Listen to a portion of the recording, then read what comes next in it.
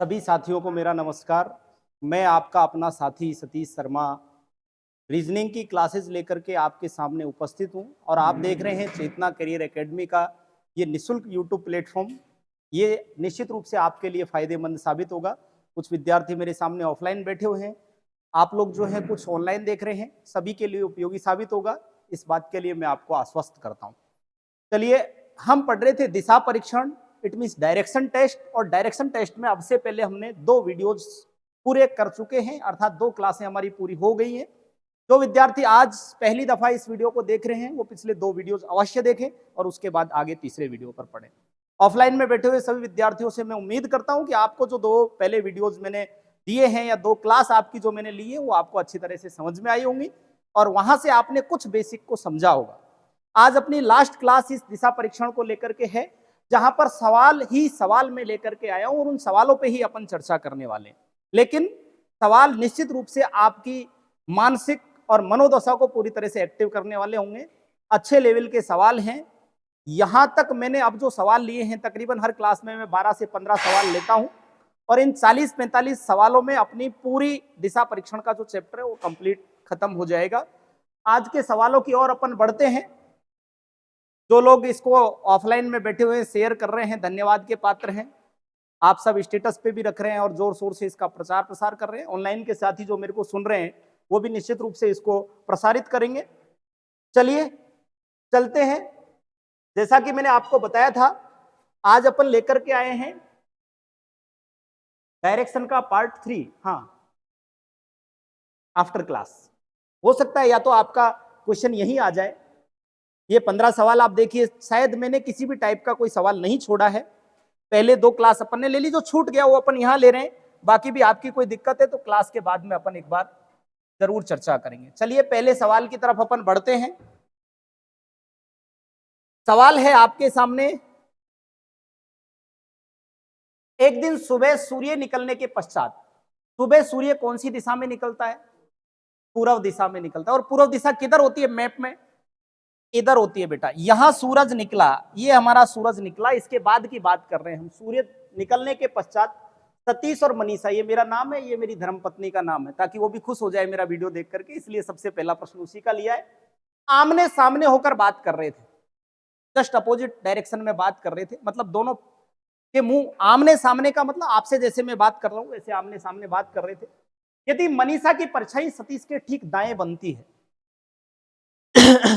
परछाई से रिलेटेड मैं एक बात बता देता हूं बेटा। जब सूर्य उदय होता है ना, तो पूरब में उदय होता है। पूरब में सूर्य का फोकस आता है, आदमी जहां खड़ा होता है उसके जस्ट अपोजिट यदि मैं बात करूं, पूरब में जब सूर्य उदय होता है तो परछाई पश्चिम में जाती है, और जब सूर्य अस्त पश्चिम में होता है तो परछाई पूरब में जाती है। ठीक है। ठीक दोपहर की यदि कोई स्थिति की बात करें तो ठीक दोपहर के 12 बजे कोई परछाई नहीं बनती। यदि हम सूर्य के नीचे खड़े हो जाए ना तो परछाई नहीं बनेगी। इसलिए आपने देखा होगा, जब आपका मॉर्निंग का टाइम होता है, जब हम छोटे थे तब हम ऐसा देखते थे कि अपनी परछाई बहुत दूर जा रही तो हम उसको मापने का प्रयास करते थे, लंबे हो जाते हैं। जैसे जैसे सूर्य उदय होगा सबसे लंबी परछाई, सूर्य अस्त होने की तरफ भी जाएगा तो भी लंबी परछाई बनती है। एक मिड टाइम ऐसा आता है जिसपे कोई परछाई हमारी नहीं बनती। अब इन्होंने कहा कि आमने सामने होकर के बात कर रहे थे, जब सूर्य इधर था बेटा तो डेफिनेटली हमारी परछाई तो इधर जा रही होगी। मैंने आपको बताया सूर्य पूर्व में तो परछाई पश्चिम में, और सूर्य पश्चिम में, बोला मठ साहब सूर्य उत्तर में, सूर्य आकाश में, ऐसा सवाल नहीं होना चाहिए। 2 ही सवाल देता है, या तो पूर्व का या पश्चिम का। ठीक है। चलिए, मनीषा की परछाई सतीश के ठीक दाएं बन रही थी। मनीषा की परछाई किधर जा रही थी? सतीश के ठीक दाएं। अब देखिए, परछाई को हमें दाएं बाएं बनाना है तो आदमी या तो यहां खड़ा होगा या यहां खड़ा होगा। ठीक है ना। इधर से फोकस आएगा सूरज का, परछाई इधर जाएगी। सूर्योदय का समय है, सूर्यास्त का समय होता तो भी आदमी यहां खड़ा होता, सूर्य इधर होता, परछाई इधर जाती। बस बात पे ध्यान देना है हमें, दाएं बाएं पे। ये क्या कह रहा है कि मनीषा की परछाई, किसकी परछाई? परछाई किसकी देख रहा है? मनीषा की। और किसके दाएं थी? सतीश के दाएं। यदि मान लीजिए मैं यूं खड़ा होता हूं और मनीषा मेरे सामने खड़ी होती है, 1 मिनट देखना आप, यदि ये मैं स्वयं यहां पर खड़ा हो जाता हूं सतीश, और मनीषा खड़ी होती है मान लो यहां पर, जब मनीषा यहां खड़ी होगी, मेरी तरह खड़ी होगी, इधर इसका दायां होगा और इधर इसका बायां होगा। मतलब जब मनीषा नीचे खड़ी हुई है, ऐसी स्थिति में इसकी परछाई इसके बाएं जा रही है, और मेरे दायां बायां कौन सा होगा? मैं यूं खड़ा हूं तो मेरा दायां इधर, मेरा बायां इधर, तो मेरा दायां किधर होगा? इधर, और मेरा बायां किधर होगा बेटा? इधर। अब सवाल को ध्यान से पढ़ लीजिए, नहीं तो डायरेक्शन चेंज, केवल 2 डायरेक्शन बनते हैं। इस डायरेक्शन में सवाल सेट हो गया तो ठीक है, नहीं होता है तो मनीषा को ऊपर बिठा देना, सतीश को नीचे ले आना। तो यहां पर हमने देखा कि सुबह के समय की बात थी, मनीषा की परछाई सतीश के ठीक दाएं बन रही थी, इसकी परछाई इधर आ रही थी, तो ये सतीश के ठीक दाएं थी क्या? बात सही है। इसका मतलब हमें पता लग गया, ये मनीषा मैडम जो है ना, वो दक्षिण दिशा में बैठी हुई है, ये पूरब है जहां से सूर्य उदय हो रहा है, परछाई आ रही है इधर पश्चिम है। गुरुजी कहां बैठे हुए हैं? उत्तर में। और मैडम कहां बैठी हुई हैं? दक्षिण में। सवाल हमसे क्या पूछा? मनीषा का मुंह किस दिशा में है? बैठी यहां है, मनीषा किस दिशा में बैठी है? तो हमारा उत्तर आता दक्षिण। ये पूछ रहा है मनीषा का मुंह किस दिशा की ओर है? सतीश सर किस दिशा में बैठे हुए हैं और उनका मुंह किधर है? दक्षिण में। आपको मैं केवल यहां से एक ही चीज पॉइंट आउट करना चाह रहा हूं कि जब सूर्यास्त या सूर्योदय की बात आ जाए तो ऐसी स्थिति में इधर और इधर आदमी नहीं बिठाने हैं, पूर्व पश्चिम में आदमी आपको उत्तर दक्षिण में ही बिठाने हैं, क्योंकि परछाई पूर्व वाली पश्चिम में और जब सूर्यास्त होता है तो पूर्व में जाती है। बात आ गई समझ में? तो यहां पर आंसर क्या आएगा बेटा? मनीषा का मुंह किस दिशा में है? उत्तर दिशा में। ऑप्शन नंबर 3 सही रहेगा। बात आ गई समझ में? चलें आगे। चलिए नेक्स्ट सवाल लेता हूं फिर। एक समूह में चर्चा करते हुए A B C D E F G और एच, टोटल आदमी हो गए एच यानी 8। एच का क्रमांक 8 ही होता है ना, 1 से चालू होता है, इसका मतलब टोटल 8 आदमी है। एक गोल मेज के चारों ओर, ये गोल मेज है, इस गोल मेज के चारों ओर समान दूरी पर, डिस्टेंस इक्वल है, दूरी समान है। अब 8 आदमी है तो समान दूरी कैसे होगी? 4 तो ये समान हो गई, 4 तो मुख्य दिशा और 4 हमारी सहायक दिशा हो गई। क्या समान दूरी? दूरी समान रहती है, 40-45 एंगल का कोण बनता है, दूरी समान रहती है। 8 समान दूरी पर इसी क्रम में बैठे हुए हैं। किस क्रम में? इस क्रम में। ए है, उसके जस्ट आगे बी, फिर सी, फिर डी, फिर ई, एफ, जी और एच, इसी क्रम में बैठे हुए। लेकिन आगे कहा वह घड़ी की सुइयों की चलने की दिशा में है। इसका मतलब यूं इस क्रम में बैठे हैं, घड़ी की सुइयां यूं ही चलती हैं, जिसको क्लॉकवाइज कहा जाता है। ये बात मैंने बेसिक में आपको समझा दी थी। चलिए, चलने की दिशा के क्रम में बैठे हैं। यदि जी उत्तर दिशा में बैठा है, जी कहां बैठा है बेटा? उत्तर दिशा में। ये जी है ना, ये यहां बैठा है, उत्तर दिशा यही होती है क्या? और एक क्रम में ये बैठे हुए थे, तब जी यहां बैठा होगा तो क्रम के हिसाब की बात करूं तो एच यहां बैठा होगा, एच लास्ट है तो ए यहां बैठा होगा, बी यहां बैठा होगा, सी यहां बैठा होगा, डी यहां बैठा होगा, ई यहां बैठा होगा, एफ यहां बैठा होगा। एक क्रम है ना पूरा घड़ी की दिशा में, A B C D E F G और एच घड़ी की दिशा के क्रम में बैठे, इसी क्रम में बैठे। लेकिन एक पॉइंट आउट हमें किया कि जी उत्तर दिशा में है। सबसे पहले जो दिशा फिक्स होती है, मैं कल भी आपसे बात कर रहा था, उसको सबसे पहले फिक्स करना है, जी को यहां बिठा दे। अब जी के आगे का क्रम क्या है? घड़ी की दिशा में एच, फिर एच के बाद में कंप्लीट हो गया, ए से शुरुआत कर दें और बिठा दें। अब आगे हमसे क्या पूछ रहा है, तो बताओ डी किस दिशा में बैठा है? तो डी किस दिशा में बैठा है? ये कौन सी दिशा होगी? पश्चिम और दक्षिण के बीच में कौन सी दिशा होगी? तो बताओ बी के ठीक सामने कौन सा व्यक्ति बैठा है?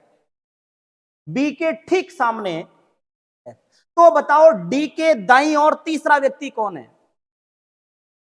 तो बताओ डी के दाईं ओर, दाईं इधर चलेगा, केंद्र की तरफ मुंह कर रखा होगा इन्होंने, पहला, दूसरा, तीसरा, कौन सा होगा? ए होगा। तो बताओ जी के बाएं चौथा व्यक्ति कौन है? जी के बाएं, जी के बाएं पहला, यही बैठा है ना जी, इधर बायां चलेगा, पहला, दूसरा, तीसरा। तो बताओ बी से घड़ी की विपरीत दिशा में घूमने पर 270 डिग्री दूर कौन बैठा है?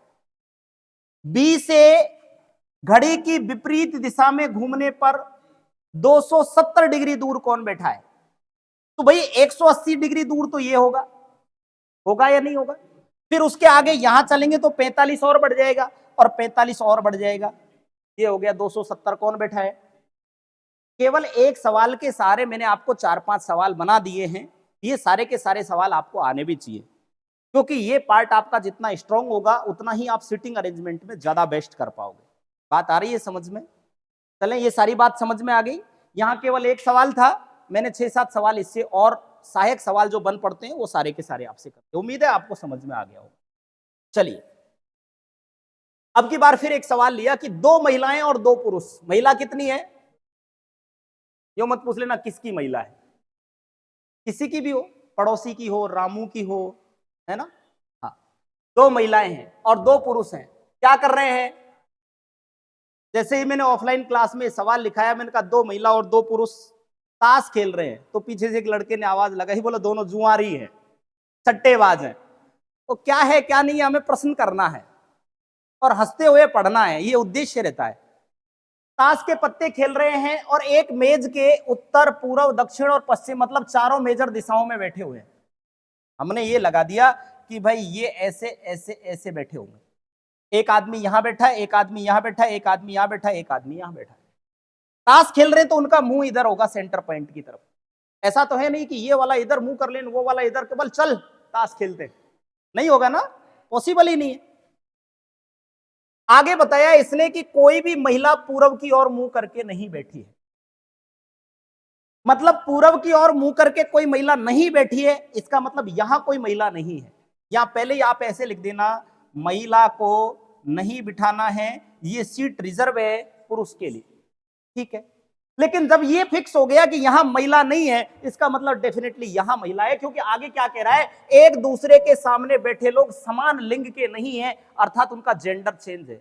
ना तो 2 पुरुष आपस में साथी हैं, ना 2 महिला आपस में साथी हैं, इसका मतलब समान लिंग के नहीं है। तो एक महिला का साथी एक पुरुष है, दूसरी महिला का साथी भी एक पुरुष है। बात आई समझ में? क्या कहा? कोई भी महिला पूरब की ओर मुंह करके नहीं बैठी है, तो मैंने यहां क्रॉस लगा दिया, भाई यहां नहीं बैठेगी तो ही पूरब की तरफ मुंह नहीं होगा। आगे इसने कहा एक दूसरे के सामने बैठने लोग समान लिंग के नहीं हैं, उनका जेंडर इक्वल नहीं है, मतलब महिला महिला नहीं है और पुरुष पुरुष नहीं है, दोस्त। तो एक महिला एक पुरुष दोस्त है, ये हमें पता चल गया, साथी हैं। एक पुरुष दक्षिण की ओर मुंह करके बैठा है, दक्षिण की ओर मुंह करके बैठा है, इसका मतलब कहां बैठा होगा? यहां पर जो पुरुष नंबर मैं कहता हूं, एक पुरुष बैठा है, तो मैंने कह दिया ये पुरुष नंबर 1 है, ये यहां पर बैठा है। तो इसके जस्ट सामने यहां कौन बैठेगी? महिला। और जब महिला यहां नहीं बैठ सकती तो महिला कहां बैठेगी? यहां। 1 और 2 कहीं भी लगा दो, महिला नंबर 1, महिला नंबर 2, चाहे 1 2 यहां लगा देना, उससे कोई फर्क नहीं पड़ रहा है। जब यहां महिला नंबर 1 है और यहां पुरुष नंबर 1 है, यहां महिला नंबर 1 है, तो आप कहोगे यहां पुरुष नंबर 2 है या नहीं है? चलिए, दक्षिण की ओर मुंह करके बैठा है, तो महिलाएं किन दिशाओं की ओर मुंह करके बैठी है? लास्ट सवाल आपसे उसने किया, महिलाएं किन दिशाओं की ओर मुंह करके बैठी होंगी? तो एक महिला तो बैठी यहां, इसका मुंह किधर होगा? पश्चिम में, क्योंकि पूरब में बैठी है तो मुंह किधर रहेगा? पश्चिम में। और नीचे बैठी है दक्षिण में, तो मुंह किधर रहेगा? तो महिलाओं का मुंह एक तो रहेगा पश्चिम में और एक रहेगा उत्तर में। उत्तर और पश्चिम कहां आंसर है? Second number. ठीक है, बात समझ में आ गई? चलिए आगे चलते हैं।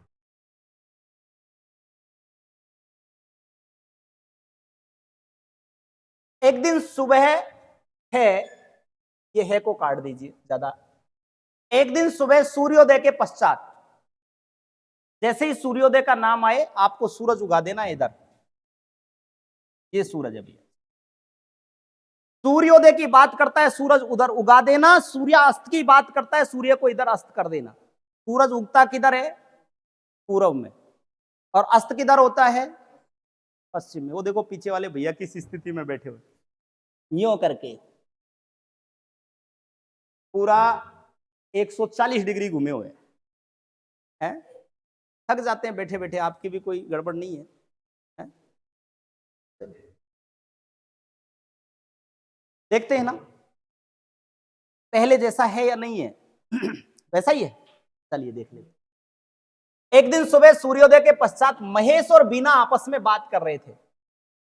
एक लड़का है महेश और एक लड़की है बीना। वो आपस में क्या कर रहे थे? बात कर रहे थे। बीना की छाया महेश के ठीक दाहिने बन रही थी। मैंने आपको बताया भैया छाया तो इधर आएगी, इधर तो क्या आएगी? छाया आएगी। ठीक है। अब ये क्या कह रहा है? बीना की छाया महेश के ठीक दाहिने बन रही थी। बीना की छाया महेश के ठीक दाहिने बन रही थी। छाया किसकी बनानी है? बीना की। और किसके दाहिने? महेश के।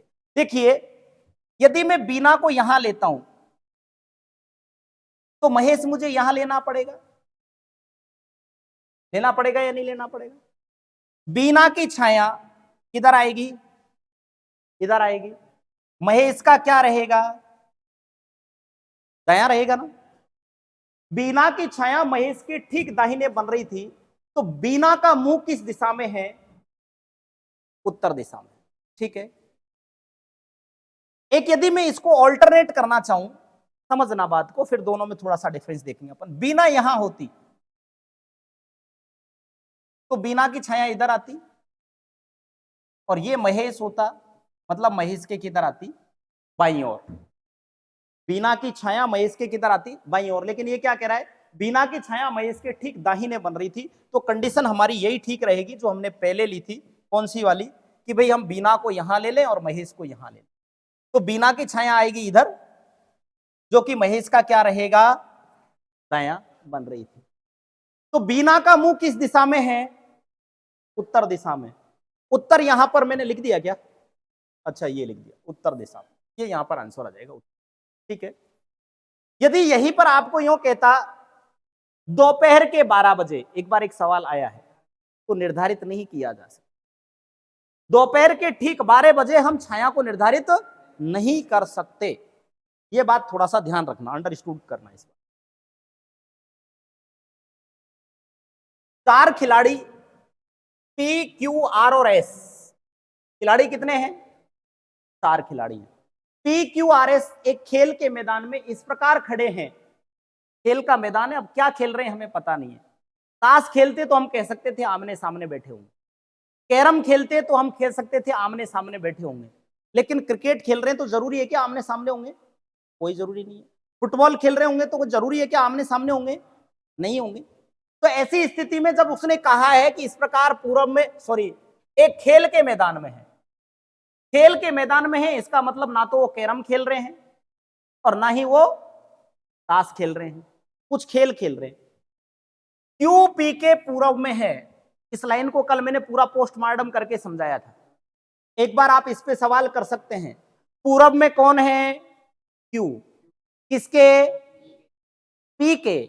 जब मैं सबसे पहले यहां पी को बिठा दूं तो मैं कहूंगा क्यू पी के पूर्व में है, इसका मतलब क्यू पूर्व में है तो क्यू यहां है। हो गया क्या?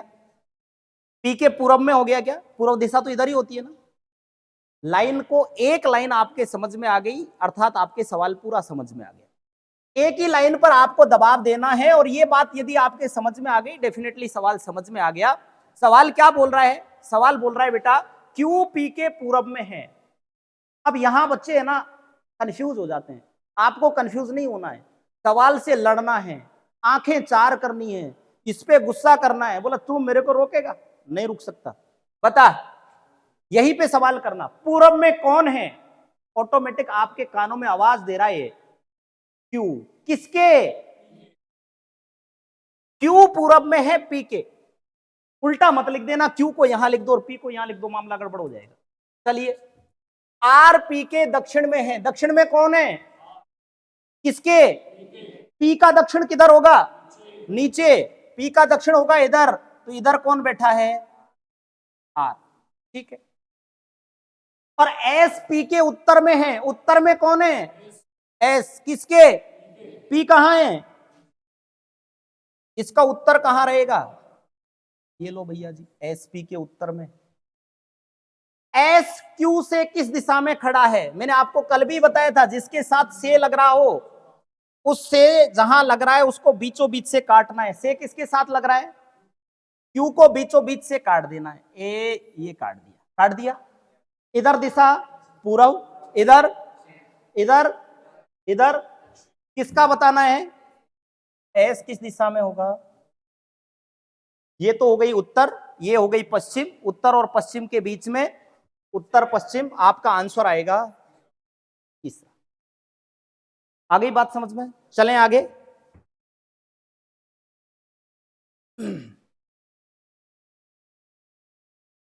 ए बी के पश्चिम में स्थित है। पश्चिम में कौन है? ए। किसके? तो बी किधर होगा भैया? पूरब में होगा। भाई ए पश्चिम में है तो बी पूरब में है। ए उत्तर में है तो बी दक्षिण में है। ए दक्षिण में है तो बी उत्तर में है। ए पश्चिम में है तो बी पूरब में है। अपोजिट चलता है ना। इसने कहा ए बी के पश्चिम में है। पश्चिम में कौन है? ए। किसके? बी के। ए बी के पश्चिम में है। सवाल को जब तक समझ में नहीं आए 2-3 बार आप उस पर सवाल करो। जब तक आपका माइंड पूरी तरह से क्लियर नहीं हो तब तक आप सवाल करो। दोबारा कर सकते हैं। पश्चिम में कौन है? ए। पश्चिम किधर होता है? ए इधर है पश्चिम में।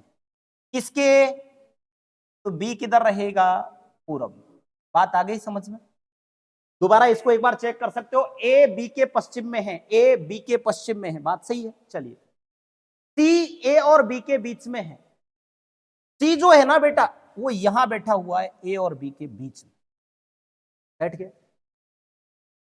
बीच में उत्तर में स्थित है। अच्छा, यहां से मिटाना पड़ेगा। उत्तर में,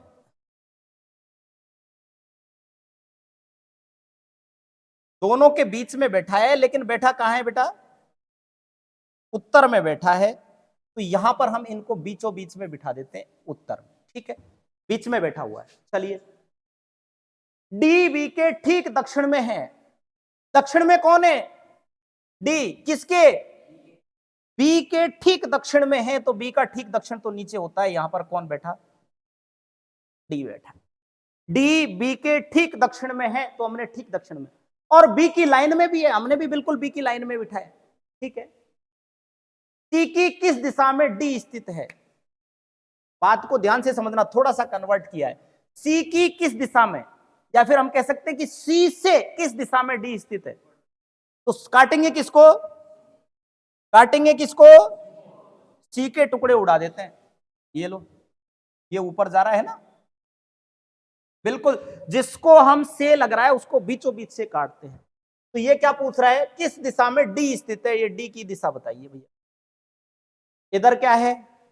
पूरब। इधर क्या है? तो बीच की दिशा क्या हो गई? आंसर क्या आएगा? फर्स्ट, दक्षिण पूरब रहेगा। बात समझ में आ गई? चलिए, अनुष्का ने सूर्य की ओर अपनी पीठ करके चलना प्रारंभ किया। बात को बड़ी गहराई से समझना। मुझे ये बताओ, पहले तो मुझे ये बता दो, जैसे ही मैंने कहा कि मैंने सूर्य की ओर पीठ करना प्रारंभ किया, आपके दिमाग में क्या सवाल आएगा?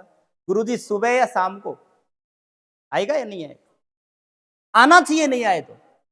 सूर्य की तरफ पीठ करके बोला, गुरुजी ठीक दोपहर में भी मैं ऐसे कर सकता हूं, सूर्य की तरफ पीठ करके ऐसे ऐसे चल सकता हूं। गलत बात, ऐसे नहीं चलना है। मैंने कहा है कि जब सूर्योदय या सूर्यास्त या सूर्य का जिक्र होगा सवाल के अंदर, तो निश्चित रूप से दो दिशा आपके समझ में आ जानी। ये कह रहा है कि अनुष्का ने सूर्य की ओर अपनी पीठ करके चलना प्रारंभ किया। भाई सूर्य यहां हो सकता है, ये सूर्य हो सकता है, ये किरणें फैला रहा है। एक तो स्थिति ये हो सकती है, एक स्थिति ये हो सकती है कि सूर्य यहां हो सकता है, ये किरणें फैला। इधर से पीठ करके चलेगी तो बेटा पश्चिम में है, पूर्व की ओर चलेगी, और इधर से पीठ करके चलेगी, ठीक है, चलो कहीं से भी चला देंगे। कुछ समय बाद मान लीजिए वो इधर से चलती, यूं चलती, मेरी तरह ही चलती। कुछ समय बाद वह बाईं ओर मुड़ गई। किधर मुड़ती? ऊपर मुड़ गई, बाईं ओर मुड़ गई। फिर दाएं, यूं चल रही है तो दाएं मुड़ेगी, इधर मुड़ गई और मुड़ी, और फिर दोबारा बाईं ओर मुड़ गई। अब यूं चल रही थी, बाईं ओर किधर मुड़ेगी? ऊपर मुड़ गई। ठीक है, दोबारा बाईं ओर मुड़ी। अब वह किस दिशा में जा रही है? तो एक कंडीशन तो हमारी ये बन सकती है, एक ये भी बन सकती है, बिल्कुल इसीलिए मैंने ऑल्टरनेट दोनों लगाए बेटा आपको। बहुत सारे विद्यार्थी क्या करते हैं कि अनुष्का ने सूर्य की, तो एक स्थिति लेने के बाद में जो उत्तर आता है उसको वो लिख देते हैं, गलत बात है, दोनों लेनी चाहिए। मान लीजिए यहां से चलती अनुष्का, सूर्य की तरफ पीठ करके उसने चलना प्रारंभ कर दिया, ठीक है, यूं चल रही होगी। कुछ समय बाद वह बाएं और मुड़ी, किधर मुड़ेगी? डाउन, ये मुड़ गई, बाएं और मुड़ गई, फिर दाएं, न्यो चल रही थी, अब किधर मुड़ेगी? दाएं, इधर, अब इधर मुड़ गई, यूं चल रही है, दाएं हो गई, फिर दोबारा बाईं और मुड़ी, बाईं और किधर मुड़ेगी? यूं चल रही है तो नीचे, यूं। अब वह किस दिशा में जा रही होगी? तो दो दिशाएं यहां पर आ गई, इधर यहां चल रही होगी तो किधर चल रही होगी, और इधर यहां चल रही हो तो किस में चल रही होगी? अब आप ऑप्शन पे आइए, पूर्व या पश्चिम, दोनों गलत हैं। उत्तर या दक्षिण, बिल्कुल सही है। उत्तर या पश्चिम, नहीं, उत्तर में तो चल सकती है लेकिन पश्चिम में नहीं चलेगी। दक्षिण या पश्चिम, दक्षिण में तो चल सकती है लेकिन यहां पर ये वाला उत्तर नहीं दे करके कभी कभार वो क्या दे देता है, या तो उत्तर या दक्षिण, या फिर इसको और मैं कन्वर्ट करूं तो उत्तर में तो जा सकती है लेकिन पश्चिम में नहीं, वो बात भी सही हो सकती है। दक्षिण में तो जा सकती है लेकिन पूर्व में नहीं, वो बात भी सही हो सकती है, ठीक है। तो अभी आपको ये, जब कोई कंडीशन नहीं दे, इसने कहा अनुष्का ने सूर्य की ओर, अब यही कहता कि सूर्योदय के समय, तो हम इस कंडीशन को ही लेते, या वो ये कहता कि सूर्यास्त के समय, तो हम ये कंडीशन लेते, लेकिन इसने ना तो सूर्योदय का बोला ना सूर्यास्त का बोला, तो हमें दोनों कंडीशन ऑल्टरनेट लेकर के चलनी पड़ेगी। बात आ गई समझ में? चलें आगे। बोला गुरुजी एक बात तो है, यहां तो बात पूरी समझ में आ जाती है, लेकिन घर पे जाके प्रश्न करते हैं ना तो मामला गड़बड़ होता है गुरुजी, होता है गुरुजी। और पता नहीं दिमाग गुरुजी काम करना कम कर गया अब तो एक मन ये करता है गुरुजी पढ़ना ही छोड़ दे तो बढ़िया है।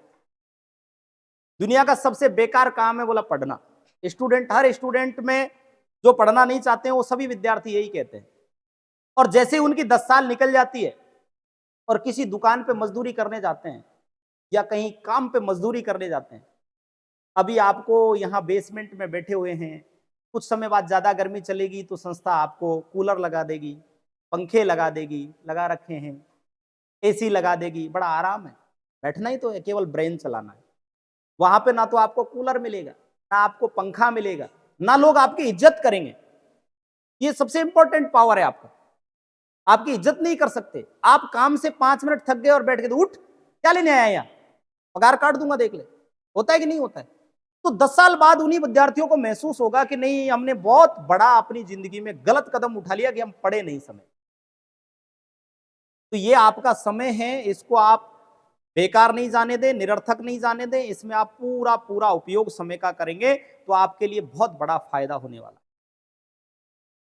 बहुत सारे लोग कहते हैं ना कि दुनिया का सबसे बड़ा अपॉर्चुनिटी पॉइंट क्या है? दुनिया का सबसे बड़ा अपॉर्चुनिटी पॉइंट है आप नॉलेज जितना हो सके उतना ऑब्टेन करो, ज्ञान जितना मिले उसको आप प्राप्त करो और उस ज्ञान का प्रयोग करते हुए एक अच्छे पद की ओर बढ़ जाओ। ये सबसे बड़ी अपॉर्चुनिटी है आप, इस अपॉर्चुनिटी को कभी खोना नहीं है। अभी जो आपको नींद आ रही है ना, कुछ दिन बाद उड़ जाएगी जब नौकरी नहीं लगेगी तब।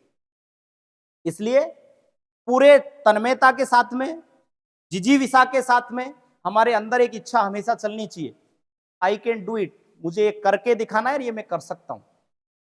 तो मुझे बताया कि आप डेफिनेटली फर्स्ट अटेम्प्ट में पार कर जाओ।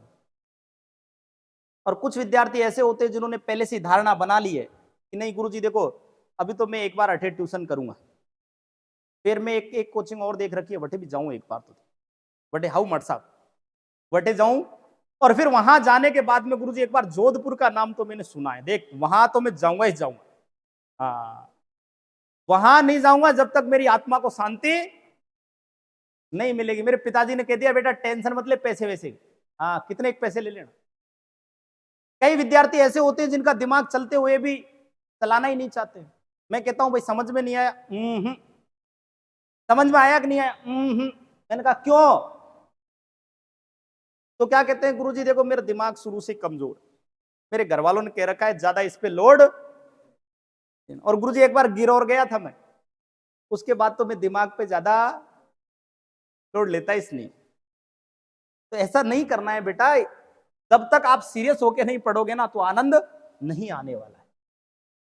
एक व्यक्ति हाथ को नीचे तथा पैर को ऊपर करके योगा कर रहा है, मतलब शीर्षासन की स्थिति में है। कितने लोग कर सकते हैं? कर लेते हैं क्या कोई आप में से शीर्षासन? दीवार के सारे स्वतंत्र रूप से नहीं होता है। किसी दिन फ्री रहा तो मैं आपको फोटो दिखाऊंगा, देखो मैं करता हूं शीर्षासन।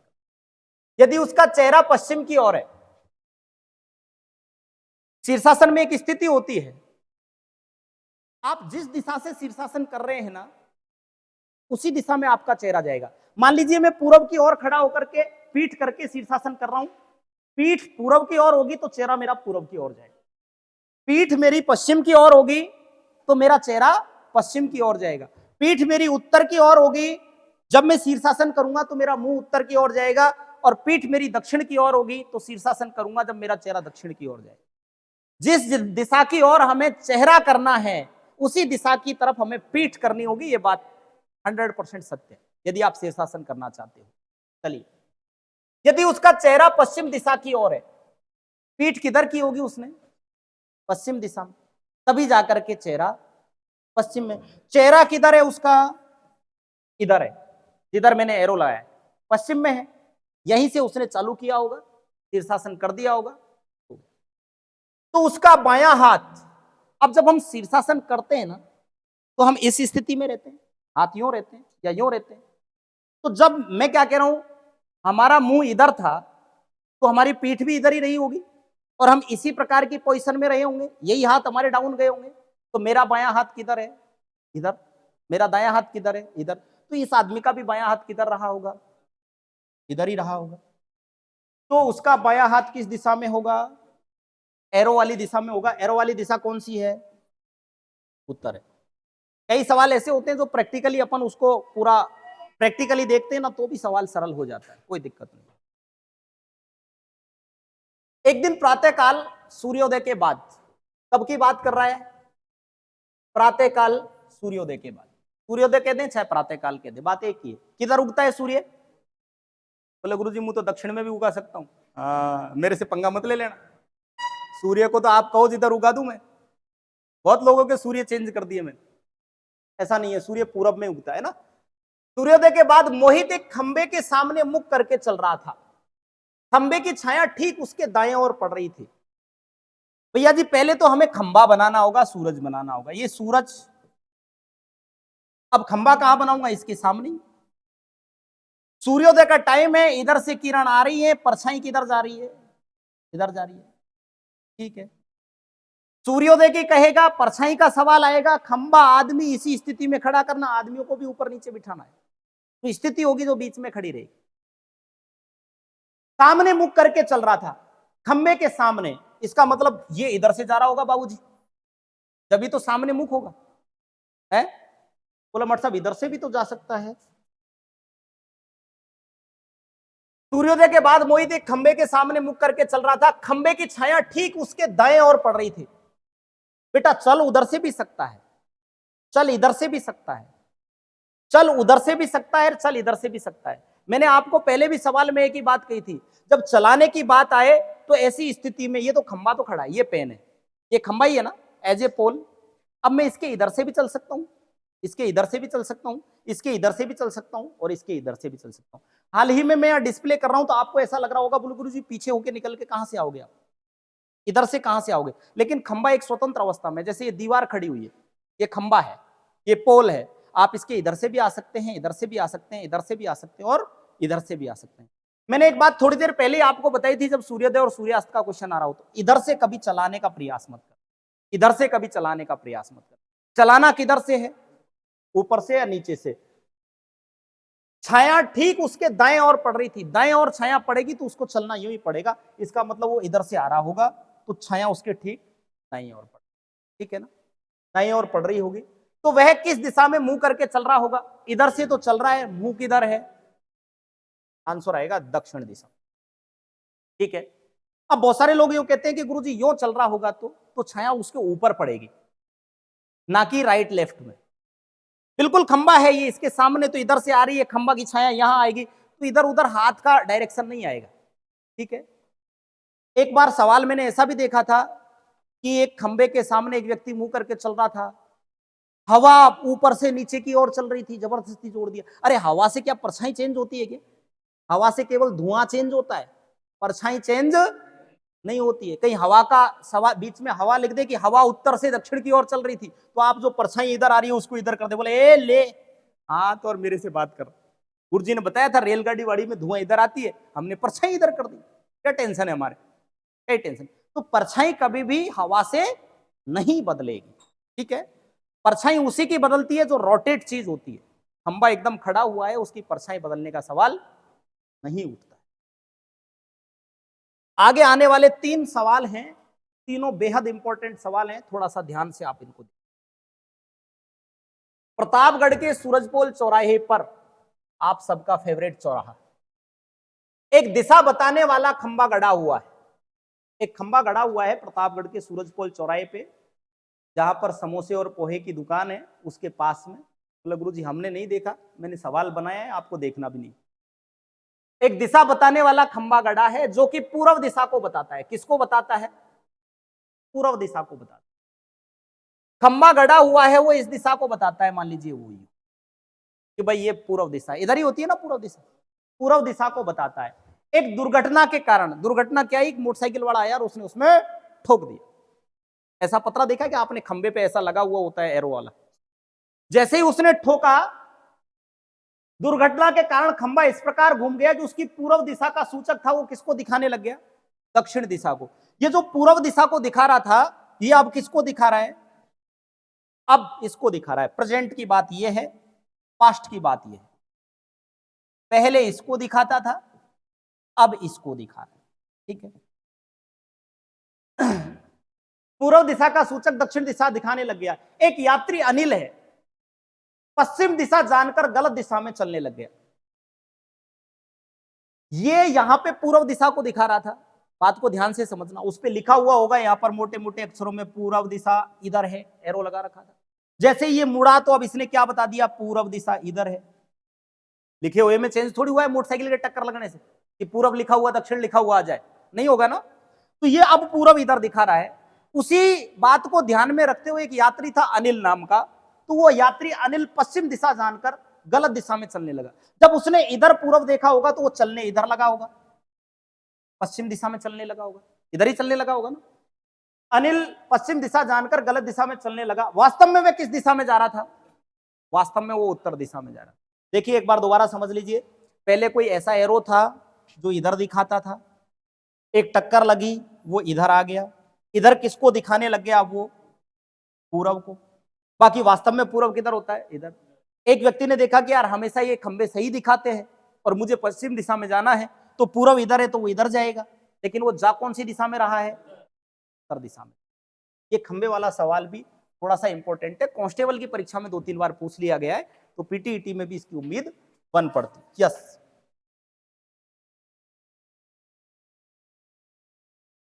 अरे ये ठुक गया ना, मोटरसाइकिल वाले ने दुर्घटना कर दी। यहां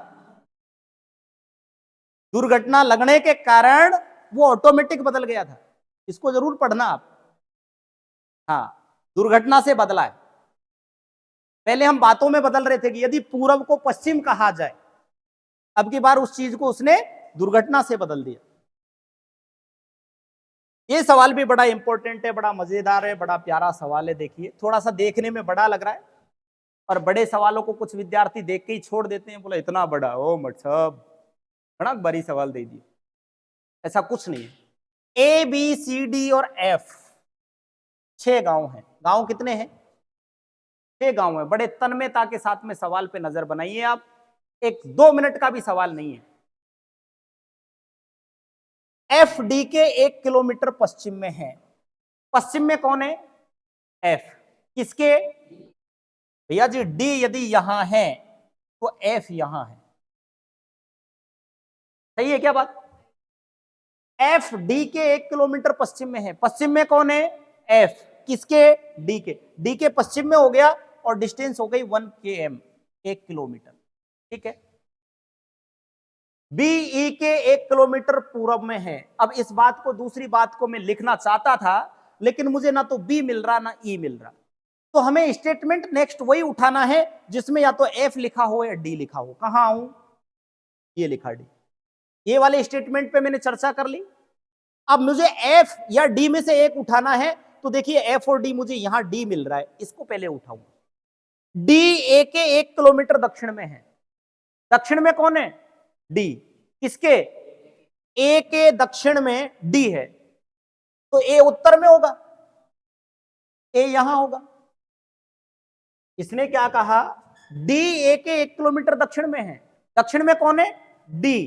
किसके, ए के दक्षिण में डी है, ए के दक्षिण में डी है। इसका उल्टा भी बोल सकते हैं, डी के उत्तर में ए है। एक दूसरे के कॉन्ट्रास्ट होते हैं दोनों, और 1 किलोमीटर ही दूर है, तो हमने यहां पे भी लिख दिया 1 किलोमीटर, ठीक है। चले आगे। अब हमें क्या मिल गया, ए, तो हम ए से इस स्टेटमेंट को उठा सकते हैं या इस स्टेटमेंट को उठा सकते हैं, कोई सा भी उठा लेना। मैंने ये उठा लिया। सी ए के 1 किलोमीटर पूरब में है। पूरब में कौन है, किसके, ए का पूरब तो इधर है भैया, यहां सी है 1 किलोमीटर पूरब में, ठीक है। आगे चलते हैं ऊपर उठा करके। ए ई के 2 किलोमीटर उत्तर में है। उत्तर में कौन है, ए। किसके, ई के। ई के उत्तर में है 2 किलोमीटर, तो ये दक्षिण में रहा होगा। दोबारा देखिए, घूरा मत करो, एक तो आप यार समझ में नहीं आए तो मेरे को मना कर दिया करो, ओ मास्टर बोले दोबारा समझा दे, समझा दो। लेकिन आप क्या घूरने लग जाते हो, बोला है, तो मैं भी कंफ्यूज हो जाता हूं, कहां समझ में नहीं आया। देखिए, ए ई के 2 किलोमीटर उत्तर में है। उत्तर में कौन है, किसके, उत्तर में कौन है, किसके, उत्तर में ए है ई के, तो ई दक्षिण में है, और दूरी कितनी है, तो 1 किलोमीटर तो यहां हो गई, और 1 किलोमीटर और नीचे ले आओ, ये 2 किलोमीटर हो गया, और ये हो गया ई। ये बात भी हमारी खत्म हो गई। बी ई के 1 किलोमीटर पूरब में है। पूरब में कौन है, बी। किसके, ई के। पूरब में कौन है, बी। किसके, ई के। ई के पूरब में है भैया जी बी, और ये कितना है, 1 किलोमीटर। अब यहां पे मैंने नीचे एक सवाल लिया है, सारे के सारे हो गए ना, ये भी ले लिया, ये भी ले लिया, सब ले लिया। तो ज्ञात करें कि कौन से गांव एक पंक्ति में है। कौन से गांव एक पंक्ति में है, एडी। तो ज्ञात करें कि कौन से गांव एक पंक्ति में नहीं है। ऑप्शन दूं, ऑप्शन देता हूं ना। इसके ऑप्शन मैंने यहां पर दे दिए, A C, D E, F A, D F. कौन सा नहीं है, सबसे पहले ए सी को लिया, एक पंक्ति में है क्या, है। फिर लिया डी ई को, डी पंक्ति में है क्या, पंक्ति का मतलब दाएं बाएं या ऊपर नीचे, कोई भी एक पंक्ति कहलाती है, तो ये भी है। एफ ए, एफ तो यहां है, ए यहां है, पंक्ति में है क्या, विकर्णते हैं। कैसे हैं, विकर्णते का भी एक सवाल यहां पे लूंगा।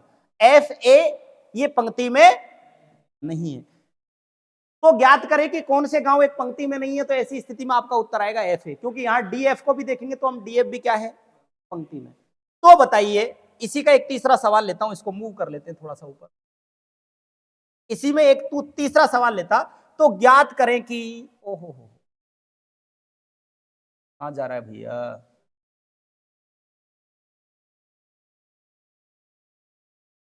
दिख तो रहा है ना प्रॉपर। चलिए, सवाल ले लिया, तो ज्ञात करें कि, अरे यार कर दिया, एक मिनट कर लेते हैं, हैंग हो रहा है यार। तो ज्ञात करें कि, सवाल ये तो यहां तक चल ही रहा है, कौन से गांव विकर्णतः स्थिति में नहीं है। विकर्णतः स्थिति में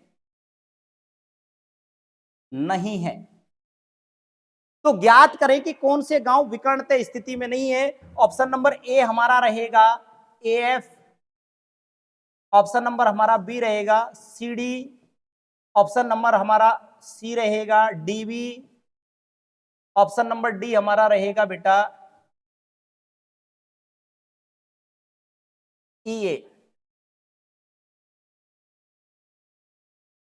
कौन सा सही है? A, D. याद करें कि कौन सा गांव एक विकर्णत स्थिति में नहीं है, तो विकर्णत स्थिति सबसे पहले दी ए एफ की, विकर्णत हो गई। आगे सी डी, सी कहां है? ये रहा। डी कहां है? ये रहा। विकर्णत हो गई। विकर्णत कहते हैं तिरछी को। डीबी, डीबी विकर्णत हो गया। आगे दिया ई ए, ई ए एक सीधी लाइन में है, नॉट ए डायगोनली। बात आ गई समझ में? तो यहां से 2-3 तरीके के सवाल आपके बनते हैं और 2-3 तरीके के सवाल ही मैंने आपको यहां पर बता दिए कौन कौन से बनते हैं। ठीक है। अच्छा, दूरी भी पूछ सकता है यहां से। यदि मैं कहूं बी से डी की सीधी दूरी क्या होगी?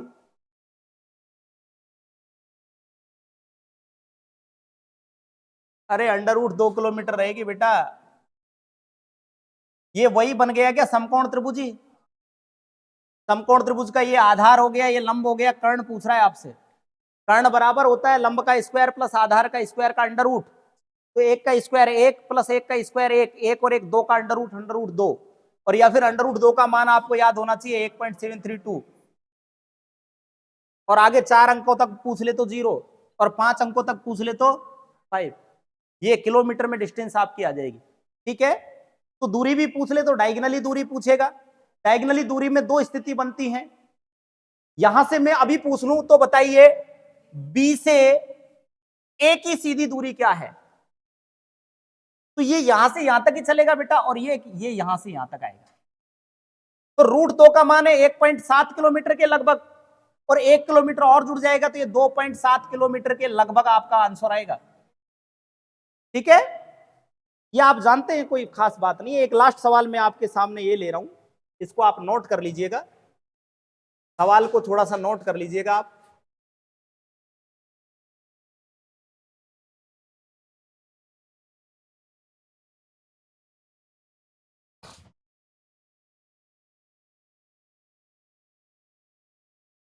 इसको मैं बड़ा कर दूंगा, 1 मिनट। लिखिए 7 गांव हैं A B C D E F G, A B C D F और जी। हो गए क्या 7 गांव? निम्नानुसार है। बड़ा करें थोड़ा सा यार, ये कहां सेक्शन से हो जाएगा सर।